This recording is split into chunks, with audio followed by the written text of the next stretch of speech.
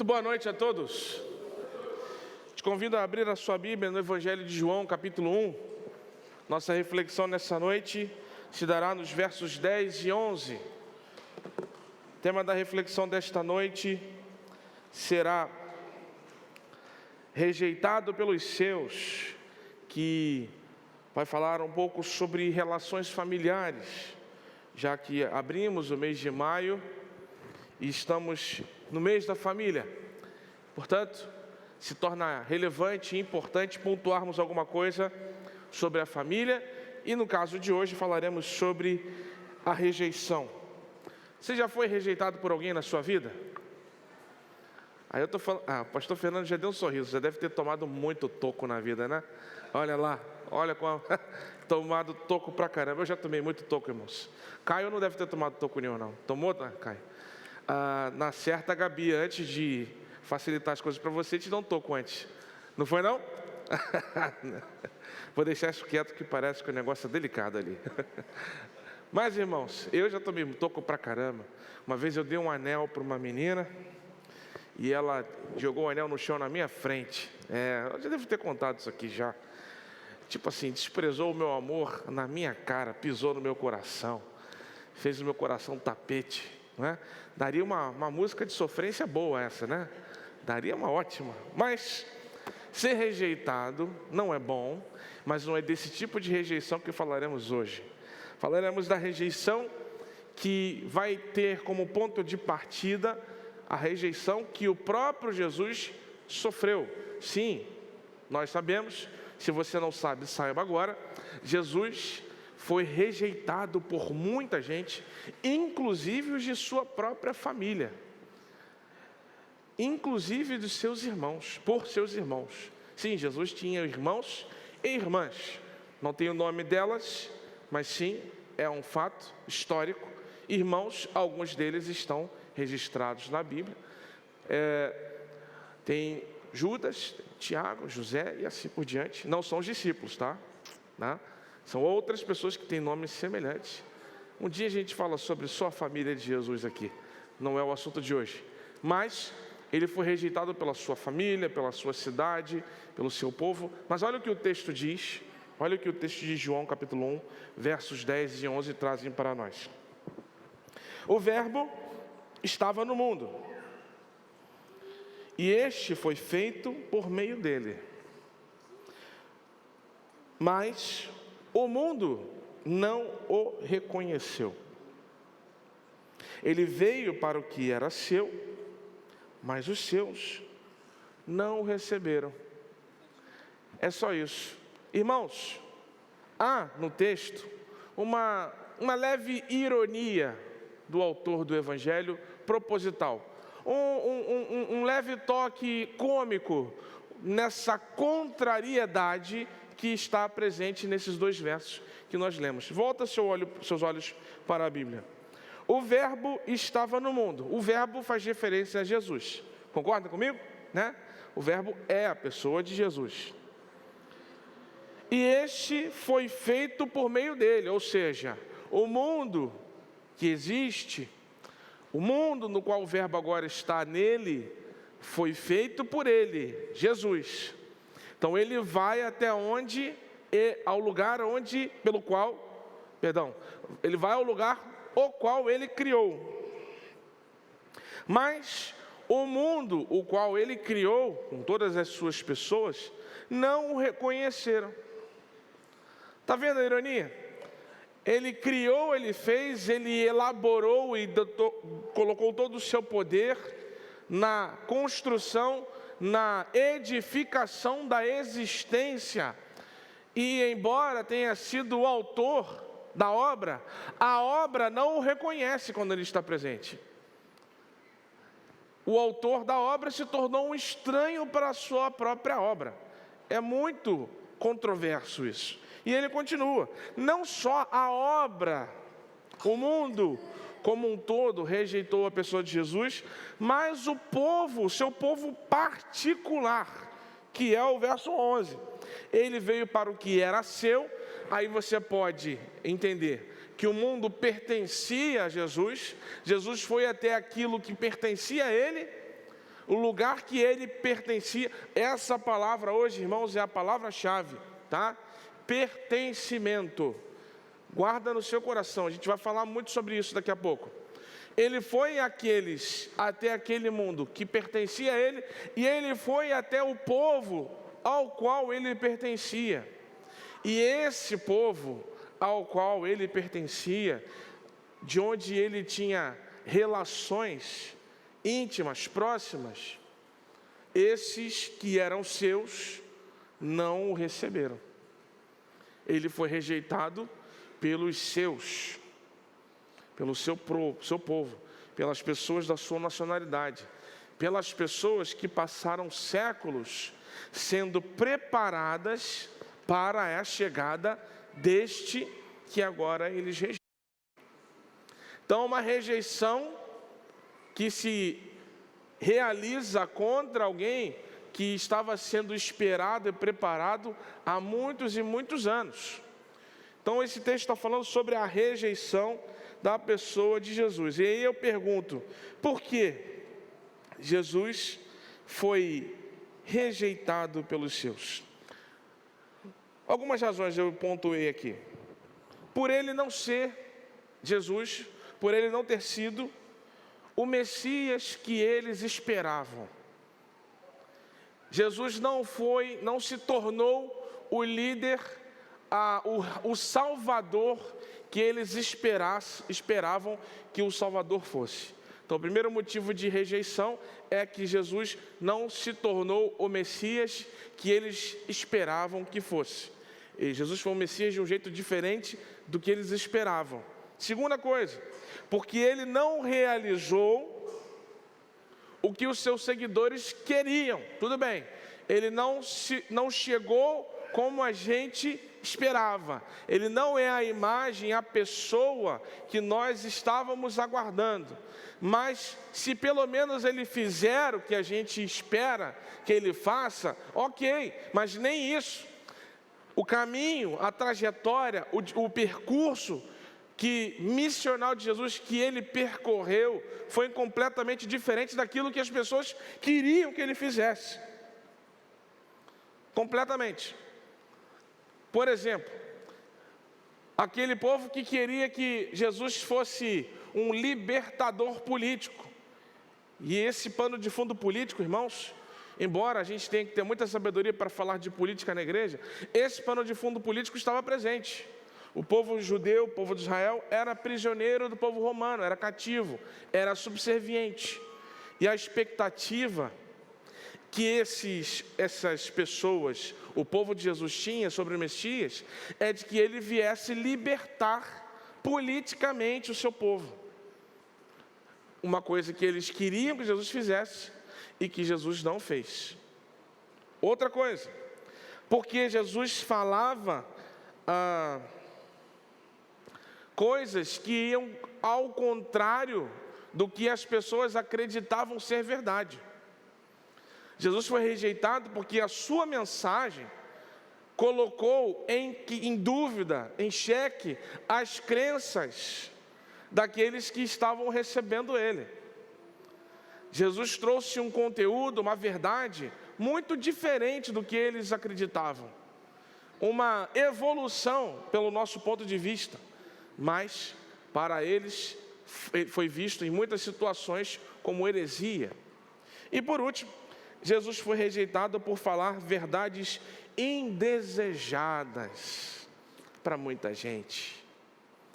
Jesus falava a verdade que não estava aos olhos vistos, mas estava no coração daquele que tentava esconder as suas verdadeiras intenções. Então Jesus foi rejeitado também por isso. Então a gente vê aqui de maneira muito breve, irmãos, alguns dos principais motivos para Jesus ter sido rejeitado. Em resumo, a gente vê aqui um conflito entre a expectativa e a realidade. Jesus, enquanto Messias, enquanto pertencente àquele povo, não atendeu às expectativas que aquele povo gerou sobre a pessoa de Jesus. E por ele não ter atendido essas expectativas todas, eles rejeitaram a pessoa de Jesus. Então a questão não é necessariamente o que Jesus foi, fez ou deixou de fazer, falou ou deixou de falar. A questão primária aqui são as expectativas que foram criadas e não foram correspondidas. Por quê? As expectativas são por conta daquele que as cria. Porque aí, se a gente vai remontar toda a história do Messias, tudo aquilo que Jesus fez e ensinou já estava antecipadamente dito e falado. Inclusive que ele seria rejeitado. É um bom tópico para a gente refletir num outro momento. Mas já estava dito que Jesus seria um servo sofredor, que ele iria falar e haviam corações endurecidos que não iriam ouvir, e assim por diante.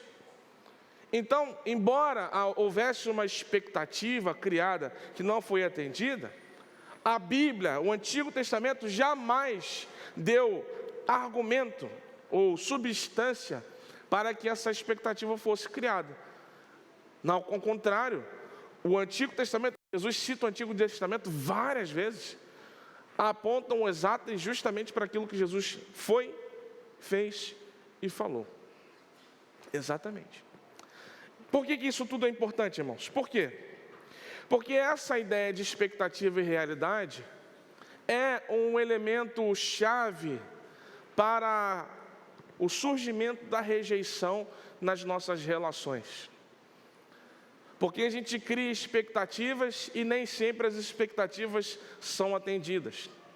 Jesus foi rejeitado porque ele não atendeu expectativas que foram criadas à revelia daquilo que a Bíblia havia dito antes. E ele sofreu a rejeição, mesmo sendo essa responsabilidade da expectativa não sendo dele. Mas eu chego nesse ponto já. Quais são os motivos que uma pessoa tem para rejeitar outra pessoa? A gente viu aqui brevemente o que aconteceu com Jesus, o fato dele ter sido rejeitado, porque que ele foi rejeitado.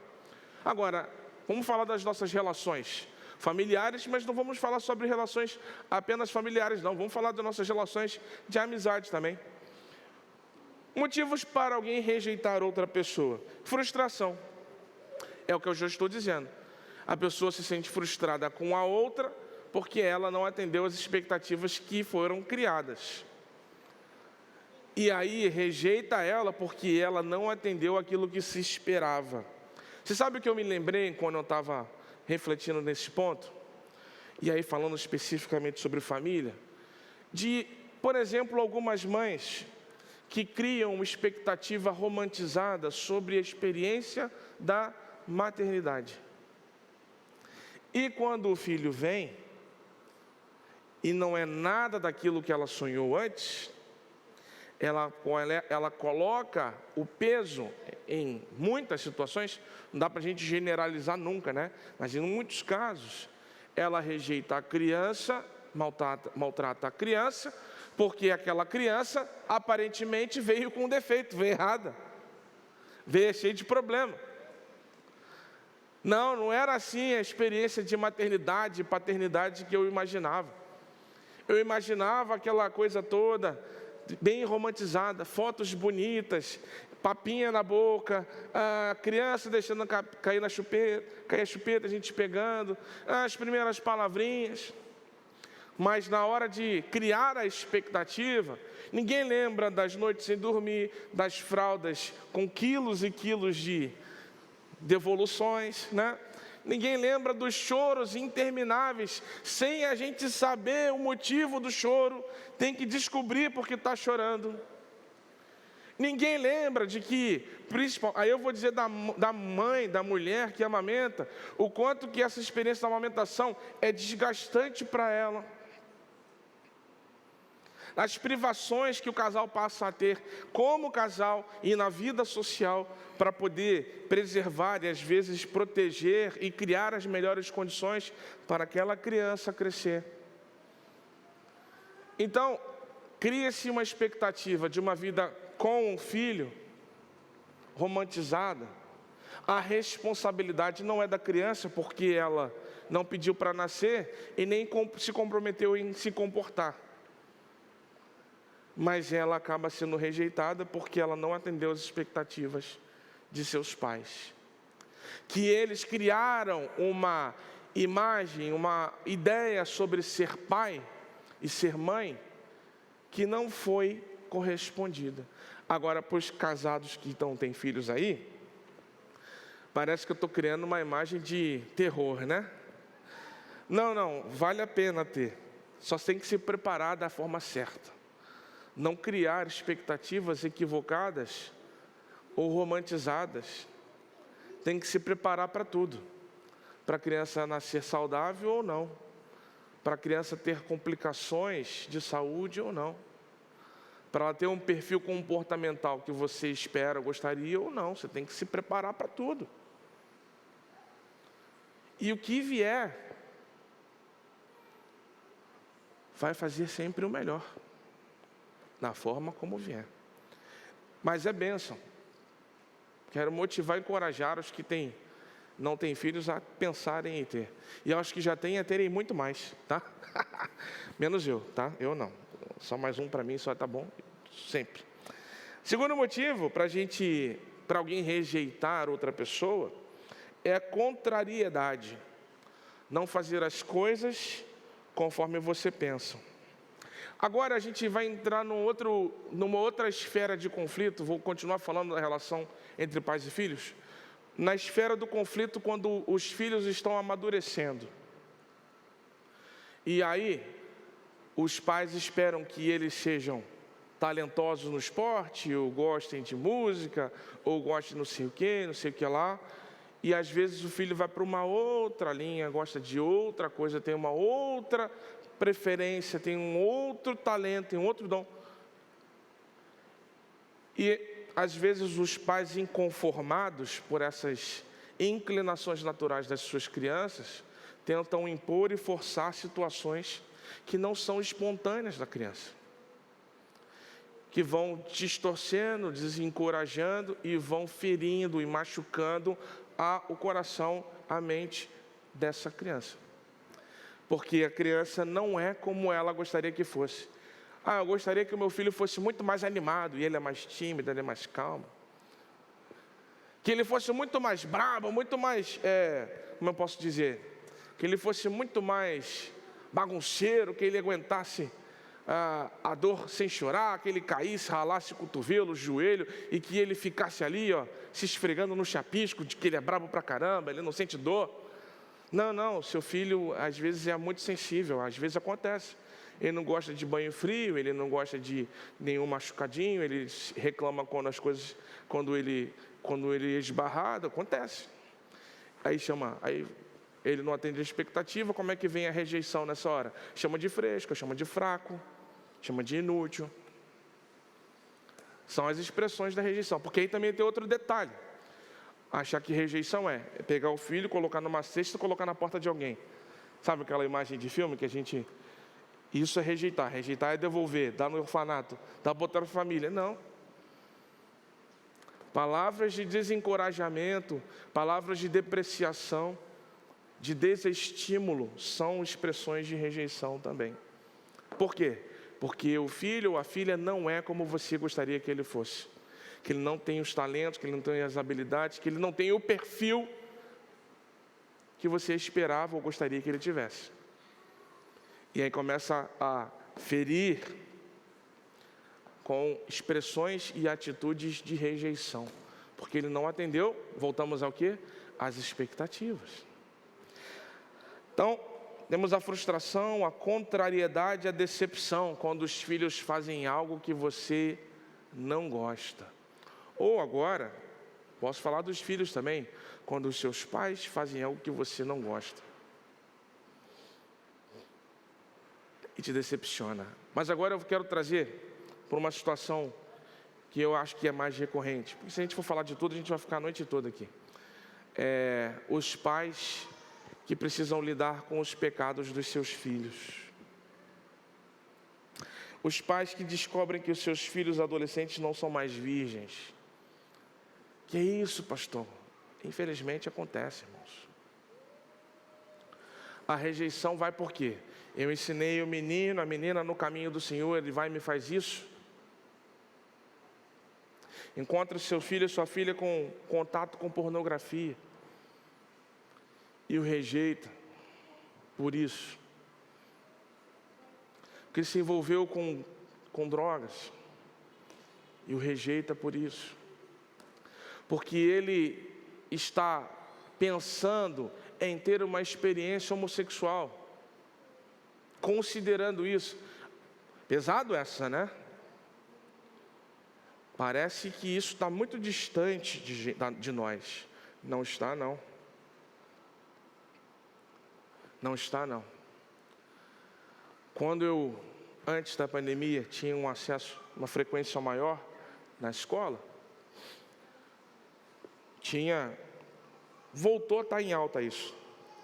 Muitas moças, principalmente moças, adolescentes, crianças até, se cortando no banheiro das escolas.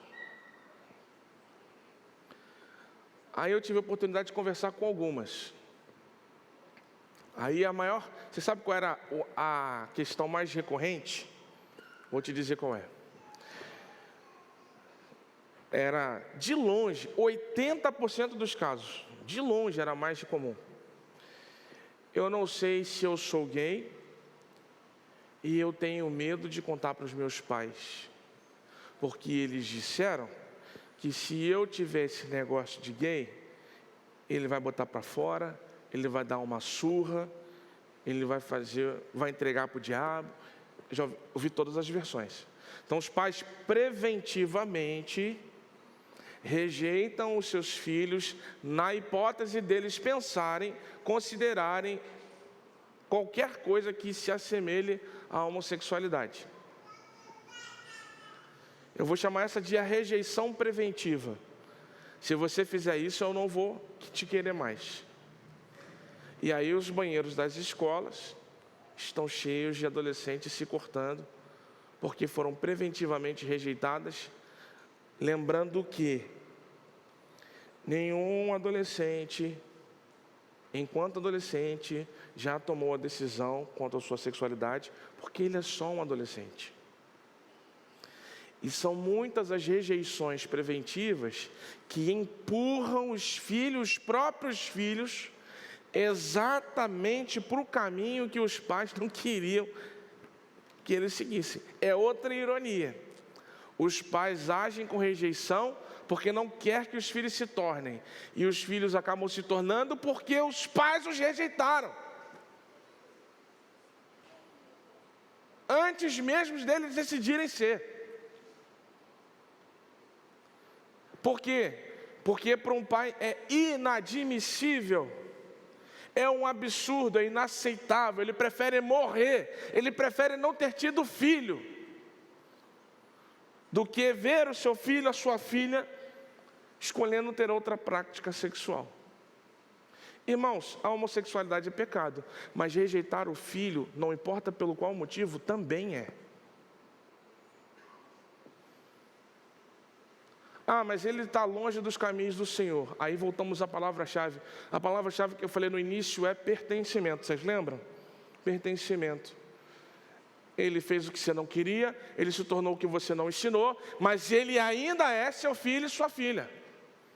Ele ainda pertence a você e você a ele, a menos que você o rejeite. A menos que você o rejeite. Porque o que está acima de tudo é o pertencimento. E isso não tem como a gente negar. Então, quando os filhos cometem erros, tomam atitudes, pecam, contrariando aquilo que a gente ensina, isso não nos dá salvo-conduto para rejeitá-los. Não nos dá. Na verdade, deveria ser um convite para amarmos ainda mais. Porque se houver alguma chance de mudança, só será pelo caminho do amor, não da rejeição. Não será a rejeição que trará o seu filho de volta. Não será. Então os irmãos estão entendendo porque em nenhum momento estou falando como quem aprova a prática. Mas eu estou dizendo que se isso acontecer na sua família, não deixou de ser seu filho ou sua filha. Ainda é. Ainda é. E precisa ser dispensado todo o amor que você puder e nem um pouquinho de rejeição. Então vai parecer que eu estou... Irmãos, me perdoem, essa é uma frase meio burra, tá? Vai parecer, pastor, que eu estou concordando. Essa é uma frase meio burra. Eu não sei se você já disse isso. Se você já disse isso, me perdoe, mas essa é a verdade. Sabe por que ela é meio burra? Porque você demonstrar amor pelo seu filho que escolheu uma coisa que você não ensinou, não significa que você continuar amando ele como seu filho, que você concorda com o que ele faz. Você pode, vou te ensinar um negócio, você pode discordar em amor, sabia disso? Discordar em amor, isso existe. Porque não é necessário você odiar, reprimir, rejeitar para discordar. Você pode discordar e continuar tendo amor, continuar tendo amizade, continuar sendo irmão, continuar sendo família. Você pode discordar sem deixar de amar. E você pode dizer com amor, ainda sendo família. Mas para muita gente não é possível discordar e continuar amando. Ele tem que discordar odiando. Não, isso não é bíblico. Isso nunca será bíblico. Nunca foi, nunca será. Então, se o seu filho te decepciona, não o rejeite, porque ele ainda é seu filho.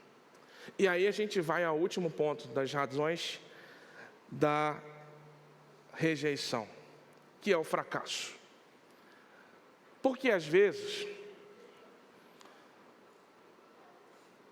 os filhos são rejeitados porque eles são o produto do fracasso dos seus pais. E ter que ver os filhos todos é uma lembrança permanente dos erros que nós pais cometemos. E essa é uma rejeição egoísta. Porque os nossos erros empurraram os nossos filhos para um mau caminho, e eu não quero mais ter convivência com eles por causa do que eles se tornaram. Mas eles só se tornaram aquilo por nossa causa. Por isso o nosso papel como pais é muito importante, irmãos. Nós precisamos ter a segurança, nós precisamos ter a certeza de que estamos fazendo a nossa parte. Porque mesmo a gente fazendo a nossa parte, os filhos podem escolher algo diferente do que a gente ensinou. Mesmo que você faça tudo certinho, isso não é garantia de nada. Mas aumenta em muito as chances dos seus filhos seguirem os caminhos que você segue. Se os seus caminhos forem bons para serem seguidos também, né? Que também tem esse detalhe.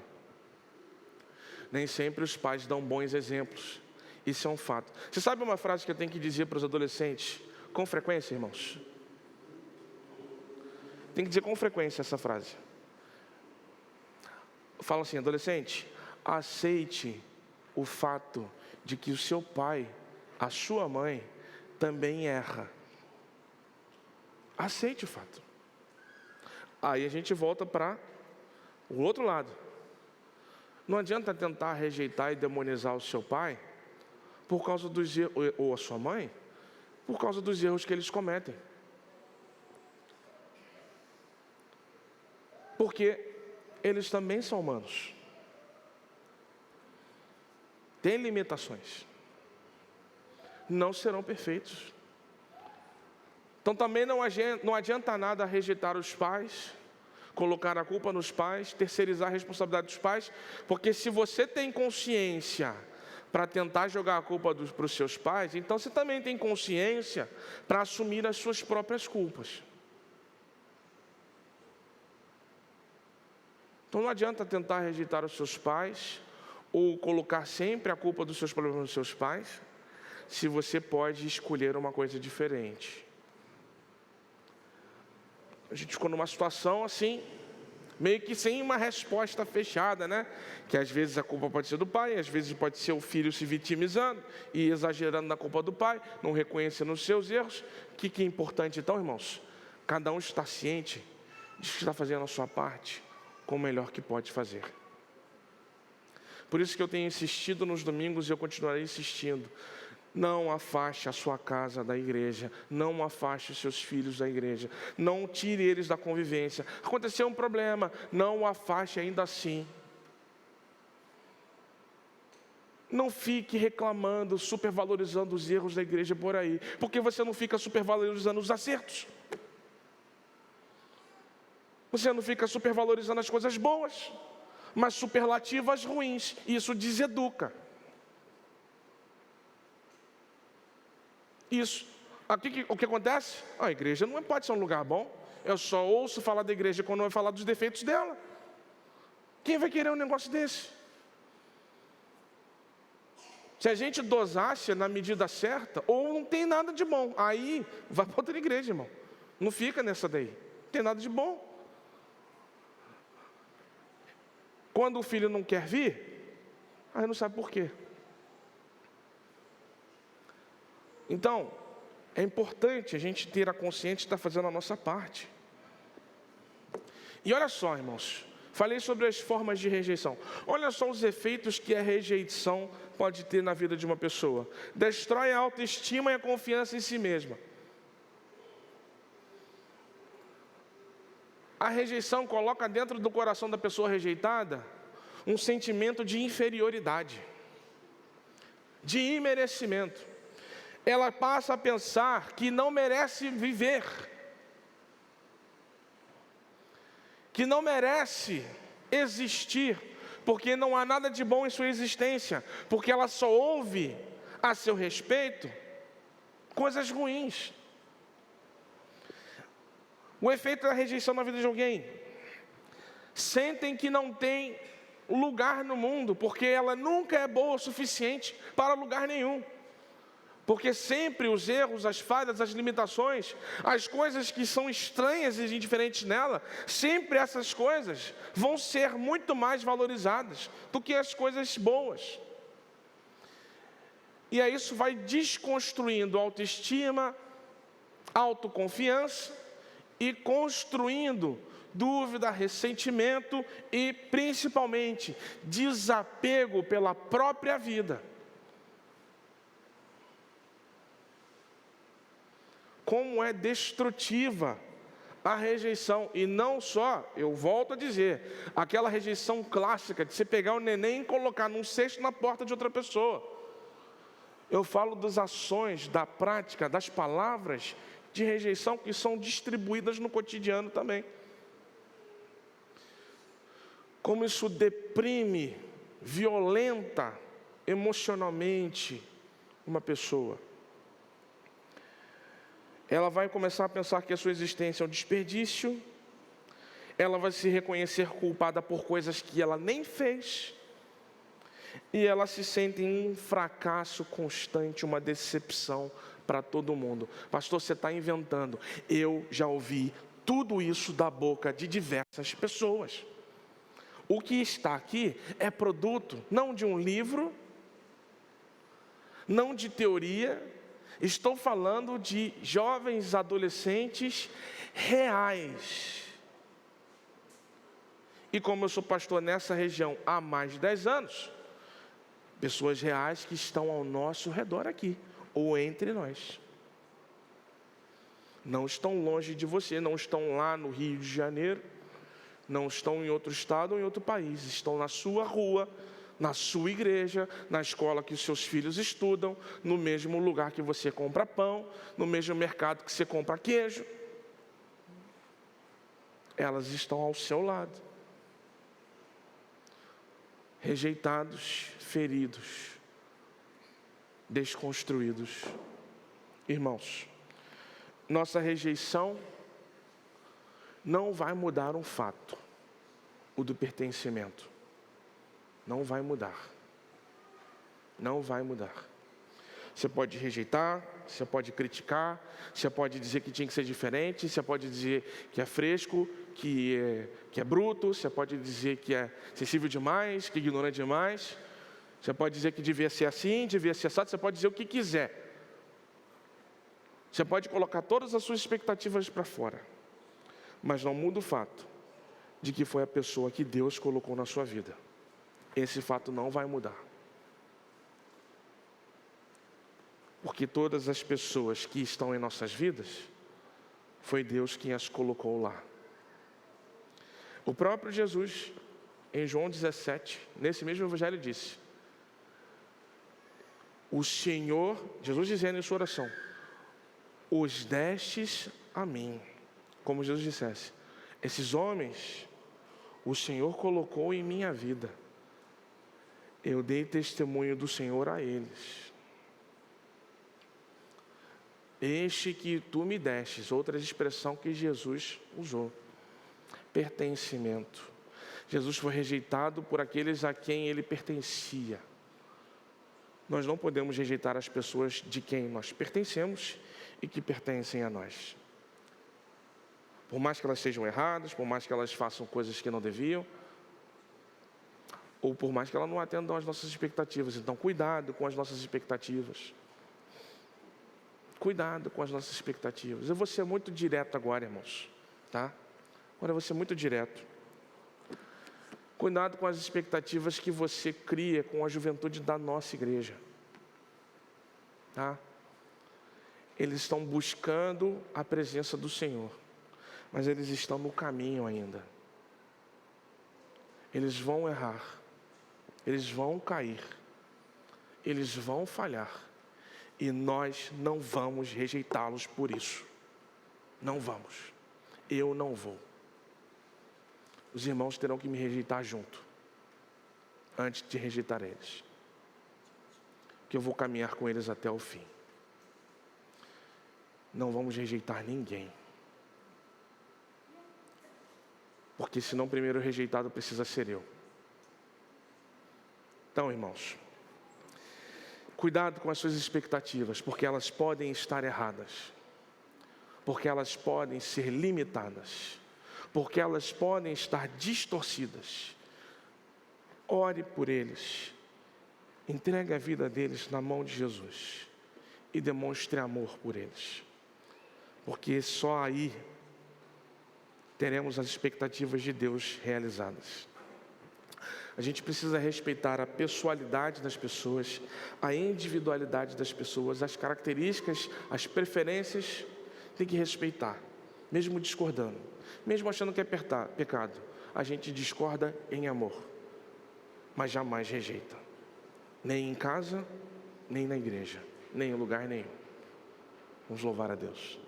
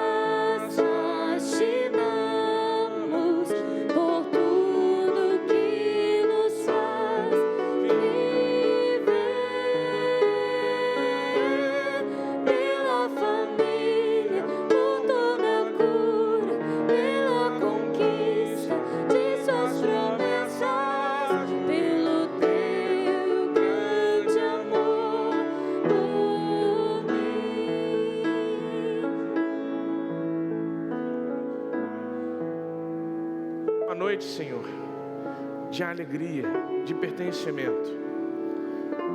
Nos dê uma noite de fortalecimento na fé, de descanso, de renovação, de ânimo, de vigor para o restante de semana que nos espera. Que possamos viver esses próximos dias na sua presença.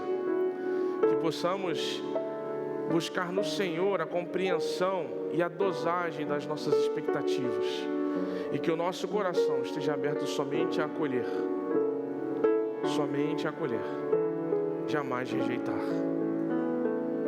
E que o amor de Deus, nosso Pai, que nos acolhe, a graça salvadora de Jesus Cristo, seu Filho, que não nos rejeita, nos acolhe, e as consolações do Teu Santo Espírito, que mesmo com a enormidade dos nossos pecados, não nos rejeita, nos acolhe. E todas essas expressões da graça sejam sobre todos nós, hoje e sempre. Amém. Amém.